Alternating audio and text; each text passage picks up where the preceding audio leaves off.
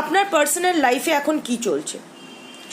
প্রাণের কোনো স্পর্শ নেই ওনার জীবনে, আবেগের কোনো স্পর্শ নেই ওনার জীবনে। একটা যান্ত্রিকভাবে উনি জীবনযাপন করছেন, জাস্ট করার জন্যে করছেন, বেঁচে থাকার জন্যে আছেন। হতে পারে উনি পাবলিকলি খুব সাকসেসফুল বা কোনো একটা পাবলিক ফিগার উনি, তো পাবলিক ইমেজ মেনটেন করার জন্য যেটুকু করবার সেটুকু করছেন।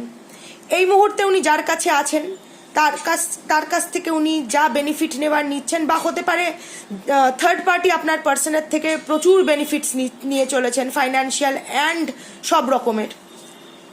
এই মানুষটির অনেক কিছু আনহিল্ড চাইল্ডহুড ট্রমা আছে যেখান থেকে উনি বেরোতে পারছেন না, তাই জন্য উনি সবসময় চেপে থাকেন। নিজের ইমোশন বলতে পারেন না, অন্যের ভালোবাসা স্বাচ্ছন্দ্যে গ্রহণ করতে পারেন না, নিজের ভালোবাসা কাউকে মন খুলে দিতে পারেন না, সব কিছু গুমড়ে গুমড়ে থাকেন।